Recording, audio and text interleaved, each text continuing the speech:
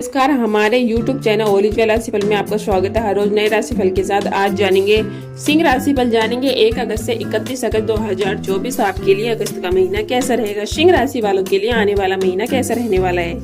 ग्रह नक्षत्र शनिदेव महाराज क्या परिवर्तन करेंगे।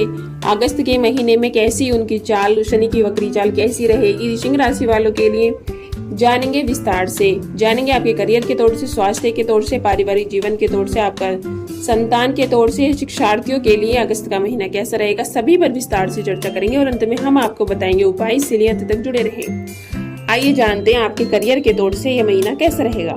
करियर के दृष्टिकोण से यह महीना ठीक ठाक रहने की संभावना है। दशम भाव में महीने की शुरुआत में बृहस्पति और मंगल जैसे ग्रहों का प्रभाव रहेगा।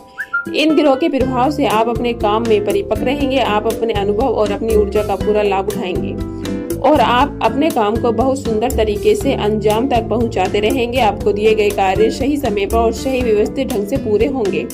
आपकी परियोजनाओं की प्रगति अच्छी रहेगी, जिससे आपको कार्य क्षेत्र में अच्छी उपलब्धि प्राप्त होगी। व्यापार करने वाले जातकों की बात करें तो उनके लिए यह महीना अच्छा रहेगा। शुक्र और बुध जैसे ग्रहों की दृष्टि शतम भाव पर महीने की शुरुआत में रहेगी, जिससे व्यापार में अनुकूल परिस्थितियों का निर्माण होगा। वक्री शनि महाराज शतम भाव में पूरे महीने विराजमान रहने वाले, जिससे व्यापार में कुछ व्यापारिक चुनौतियां हो सकती हैं। आपको लेबर से संबंधित कुछ समस्याएं भी हो सकती हैं। आपके अधीन काम करने वाले लोगों से किसी बात को लेकर असहमति भी हो सकती है, जिसका असर आपके काम पर पड़ेगा। व्यवसायिक साझेदारी से भी उल्टा सुधा कुछ बोलने से बचे और इन समस्याओं को दूर करने में कुछ समय लग सकता है। आइए जानते हैं आपकी आर्थिक स्थिति कैसी रहेगी। यदि आपकी आर्थिक स्थिति को देखा जाए तो महीने की शुरुआत आपके कुछ कमजोर रहने की संभावना है। द्विदिशा भाव में सूर्य महाराज की उपस्थिति होने से खर्चों की अधिकता रहेगी। इधर अष्टम भाव में राहु महाराज भी विराजमान रहने वाले हैं, जिससे खर्च बेतहाशा बढ़ते रहेंगे। आपको बहुत ज्यादा ध्यान देने की आवश्यकता है। आपकी आमदनी से ज्यादा आपके खर्च बढ़ते रहेंगे, इसीलिए अपने खर्चों पर नियंत्रण रखें। आइए जानते हैं आपका स्वास्थ्य कैसा रहेगा।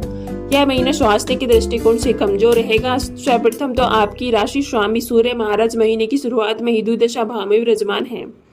वक्री शनि महाराज की दृष्टि आपके प्रथम भाव पर रहेगी, जिससे स्वास्थ्य में उतार चढ़ाव हो सकता है।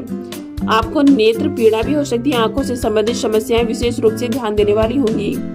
इसके अतिरिक्त पेट में गर्मी होने के कारण भी आपको कुछ परेशानी का सामना करना पड़ सकता है। 16 अगस्त से सूर्य देव की आपकी ही राशि में प्रवेश कर जाने से इन समस्याओं में कमी आएगी और आपका स्वास्थ्य अच्छा रहेगा। आइए जानते हैं प्रेम और वैवाहिक तौर से आपके लिए महीना कैसा रहेगा। यदि आपके प्रेम संबंध की बात की जाए तो अच्छा रहने की संभावना है। पंचम भाव के स्वामी देवगुरु बृहस्पति महाराज पूरे महीने दशम भाव में विराजमान रहने वाले हैं, जिससे प्रेम संबंधों में कुछ उतार चढ़ाव भी रहेगा। महीने की शुरुआत में बुध और शुक्र जैसे ग्रह आपके प्रथम भाव में रहकर आपको बहुत ज्यादा रोमानियता से भरा बनाएंगे और आपके दिल में प्यार होगा। इसीलिए आप अपने उस प्यार को अपने प्रियतम को जाहिर करना चाहेंगे। लेकिन मंगल महाराज की दृष्टि भी महीने की शुरुआत में आपके पंचम भाव पर रहेगी, जिससे कई बार प्यार दिखाने के चक्कर में आपकी उनसे कहासुनी हो सकती है और वह कुछ समय के लिए आपसे नाराज भी हो सकते हैं। ऐसे में प्यार भरी बातों से ही उन्हें मनाया जा सकता है। उन्हें समझाएं और उनकी स्थितियों को भी समझने की कोशिश करें।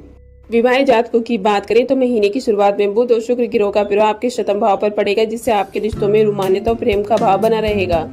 वक्री शनि महाराज शतम भाव में रहेंगे, जिससे आपके जीवन साथी अपने असूलों के पक्के होंगे और अपनी बातों को मजबूती के साथ कहना पसंद करेंगे, उन पर अमल भी करेंगे। अनुशासित होकर आप अपने वैवाहिक जीवन को भली ही फिर संभाल सकते हैं, लेकिन अपने जीवन साथी से कुछ भी कड़वा कहने से बचे। राहु महाराज आपके अष्टम भाव में पूरे महीने रहने वाले हैं। आइए जानते हैं पारिवारिक तौर से आपके लिए महीना कैसा रहेगा। यह महीना पारिवारिक तौर पर मिला जुला रहने वाला है। इस पूरे महीने आपके दूसरे भाव में केतु महाराज विराजमान रहेंगे। केतु महाराज का दूसरे भाव में विराजमान होना आपको ऐसी ऐसी बातें करा सकता है जिसके दो अर्थ निकलेंगे और सामने वाले आपकी बात का गलत अर्थ निकाल सकते हैं, यानी कि आपकी बातों को तोड़ मरोड़ कर महसूस किया जा सकता है, जिससे घर का माहौल बिगड़ सकता है। दूसरे भाव के स्वामी बुध महाराज शुक्र देव के साथ महीने की शुरुआत में आपके प्रथम भाव में रहेंगे, जिससे परिवार कुटुंब के लोगों का आपको साथ मिलेगा।